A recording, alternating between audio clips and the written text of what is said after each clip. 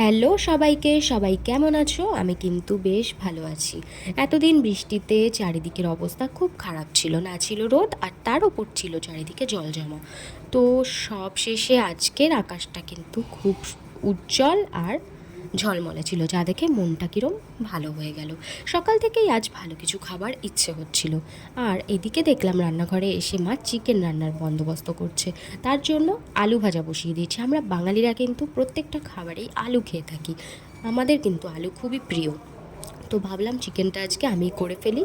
আর মা এদিকে সবটাই হেল্প করে দিচ্ছিল, এদিকে মশলার জন্য সবটা রেডি করে ফেলেছিল। আমি পেঁয়াজটা ভেজে নিচ্ছিলাম আর মা এদিকে মশলাটা রেডি করে নিয়েছিল। এই যে মশলাটা রেডি। তারপর আমি তেলটা গরম করে তার মধ্যে মশলা দিয়ে দিয়েছিলাম, আর এরপরে এর মধ্যে যে বেটে রাখা মশলাগুলো ছিল, জিরে, আদা আর কাঁচা লঙ্কা দিয়ে ভালোভাবে কিন্তু নেড়ে চেড়ে নিলাম।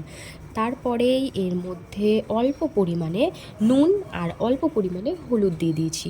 হলুদ দেওয়ার পর যে ধুয়ে রাখা চিকেনটা ছিল সেটা অ্যাড করে ভালোভাবে নেড়ে চেড়ে নিলাম, যাতে মশলাগুলো সব জায়গায় ভালোভাবে লেগে যায়। এরপরে যে ভেজে রাখা আলু ছিল এটাও মা দিয়ে দিতে বলল, যেহেতু আলুগুলো সিদ্ধ করা ছিল না তাই একটু আগে আগে দিয়ে দিতে বলল। এরপর আমি একটুখানি গরম মশলার গুঁড়ি দিয়ে একদম ফ্লেমটা লো করে দিয়ে এটাকে রেখে দেবো যতক্ষণ না মাংস থেকে জল ছাড়ে ততক্ষণ।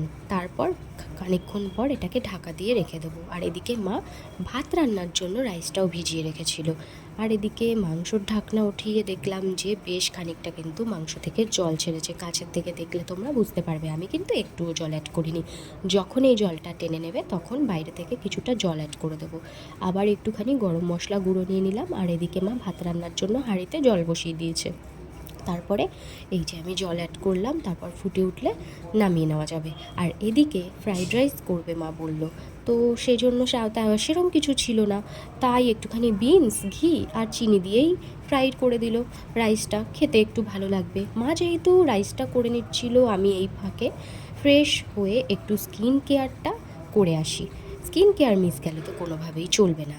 সো আমি ফার্স্টে মিনিমালিস্টের সিরামটা অ্যাপ্লাই করলাম, আর এটা ড্রাই করার পর আমি ময়শ্চারাইজার দেব।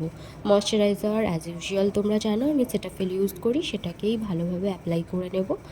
তো সেরাম ইউজ করার পর সবসময় কিন্তু একটু ওয়েট করে তারপরেই স্টেপ বাই স্টেপ সবটা ফলো করতে হবে। চারিদিকে কিন্তু চিকেনের গন্ধে আলোকিত হয়ে গেছে, যাই তাড়াতাড়ি কিন্তু খাওয়া দাওয়াটা সেরে আসি। এদিকে মা সুন্দরভাবে সবার জন্য খাবারগুলো সার্ভ করে দিচ্ছিল। আর এই যে দেখতে পাচ্ছ যে রাইসে কিন্তু কিছুই নেই, শুধু বিনস ছাড়া। তো এভাবেই খেয়ে নিলাম, খেতে কিন্তু সেমই লাগছিল। তো খাবারটা তাড়াতাড়ি শেষ করার ছিল, যেহেতু আমরা বিকেলে আবার একটু বেরোবো, রানাঘাট যাব, টুকটাক কিছু শপিং করার ছিল। তো আমি, বাবা, বোন বেরিয়ে পড়েছি শপিংয়ের উদ্দেশ্যে। ওয়েদার খারাপ হোক আর ভালো, পুজোর মার্কেট কিন্তু সবসময় জমজমাট থাকে। এই যে চারিদিকে দেখতে পাচ্ছ যে কত লোকজন।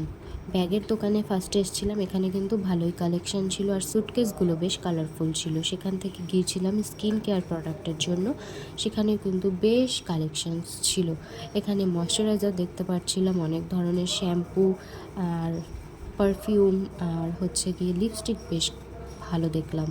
সো যা যা নিয়ে আমরা কিন্তু বেরিয়ে পড়েছিলাম বাড়ির উদ্দেশ্যে। অনেকটাই রাত হয়ে গিয়েছিল। মা আবার ফোনে বলে দিয়েছে যে লুচি করছে। যেহেতু লুচি মাংস খেতে আমরা খুবই ভালোবাসি, তাই সত্যিই দেখলাম বাড়ি এসে গরম গরম লুচি তৈরি হচ্ছে। তো মা সুন্দর করে লুচিগুলো সার্ভ করে দিল। আর আজকের দিনটা কিন্তু বেশ খাওয়া দাওয়া শপিং নিয়ে ভালোই কাটলো। ভিডিওটি কেমন লেগেছে অবশ্যই জানিও।